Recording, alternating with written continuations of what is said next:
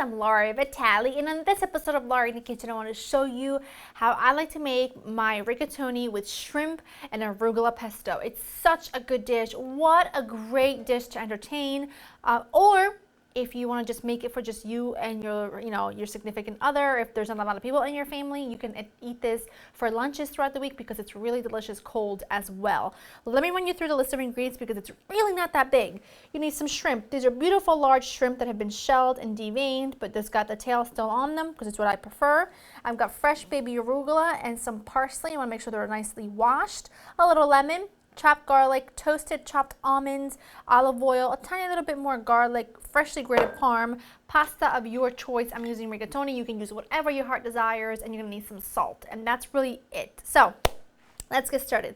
The very first thing you want to do is get your pot ready with some water and a generous pinch of salt, because once that comes to a boil and you add your pasta to it, you will be able to get the entire dish made in the time it takes for the pasta to cook, because everything comes together in about, once you have all your ingredients out, in about 5 minutes or so. So I'm going to check on my water, make sure it's boiling, and I'm going to add my pasta to it, and then I'll bring you back here and we'll put everything else together. Before we get to the shrimp, we're going to go to the pesto. So in my food processor, I'm going to add my arugula and my parsley. Now, traditional pesto, it's a pesto genovese. There's so many different kinds of pesto, but a pesto genovese is all basil, pine nuts, they're like the main components of the pesto. But I love this particular one because it's a little bit different. Arugula provides a little bitterness. The parsley is a good complement to the bitterness of the arugula, so I really, really like it, except for my almonds. Except for, usually I like to put a lot more garlic in my pesto. You can see here I'm putting a sliver of a clove of garlic, so maybe like a quarter of a clove, because garlic can be quite strong and almost spicy when it's raw, but so is the arugula. So I don't want to overpower the whole thing with bitterness and spiciness. So I just like to add a little bit, and a little goes a long way. I'm also going to add a squeeze of lemon and a good pinch of salt.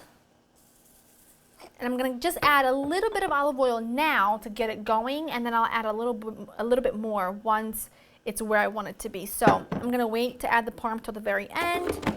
Just pop that in there and pulse it until it's nice and coarse, and then we'll start drizzling the olive oil. I'm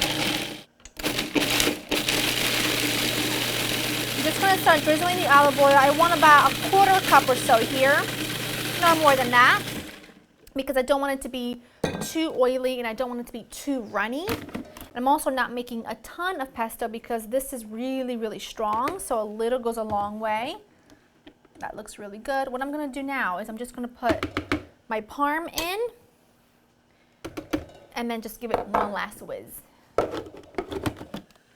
All right, pesto is done. It is absolutely to die for delicious. And you don't have to just use it with pasta. You can certainly just add it to boiled pasta without the shrimp portion of it, and it will be delicious. You can use it as like a dressing for chicken salad, potato salad, whatever your heart desires, because it is that delicious. I'm just letting my garlic saute in just a little bit of olive oil until lightly golden, and then I'm going to add my shrimp. You don't want to let your garlic go until it's really brown, just until lightly golden, because the darker it gets, the more bitter it becomes, and I don't want that. Nobody wants that. Nobody wants bitter garlic. I'm actually going to keep it exactly where it is now because I can smell that it's super fragrant. I'm going to add my shrimp, add those babies right in. And these don't take very long to cook. Just keep your eye on them. I'm going to just hit them with a tiniest bit of salt because everything else is salted. The pesto, the pasta water, so it's good to go. All I'm going to do now is let my shrimp cook for just a couple of minutes or until they're completely cooked through. Once that's done, if my pasta isn't done yet, I'm going to turn the heat off because I don't want the shrimp to overcook. And then I'm going to bring you back here with the cooked pasta, the cooked shrimp, and we'll put everything together. All right, so I just turned my pan back on because I turned it off so that the shrimp wouldn't overcook.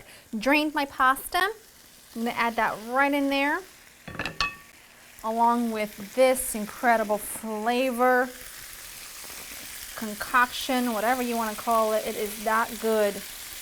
And you might think that there's not enough there, but oh, there is. Remember, there's oil in there, so there's a lot of delicious, really strong flavors. See that? Oh, it's It's really unbelievable. Just give it about, I would say 30 seconds or so. You just want the pesto to warm through, but you don't want it to actually cook. So I'm just gonna wait for it to warm through for just a couple of seconds, and then I'm gonna put it in my platter. I'm gonna put this all in my platter. Look how beautiful. Just gonna pop that right into my serving dish. I mean, it smells unbelievable. You gotta trust me on that. It smells unbelievably good. You can double the recipe to serve a crowd and it would be so lovely. I'm gonna just sprinkle a little more toasted almonds on top. I'm not gonna do any extra cheese because I don't like too much cheese with the shrimp, but a little crunch from the almonds is good. Just wipe that with a little mop-peen or with my finger.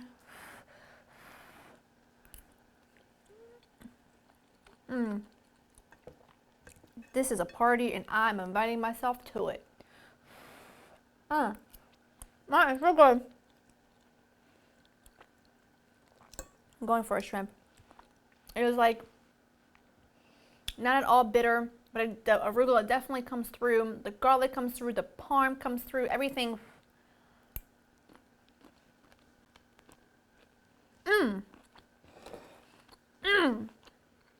You need to make this week, right now, tonight, tomorrow, whatever. You just need to make it right away because it's that delicious and it's super easy, comes together in 10 minutes, and everybody will love it.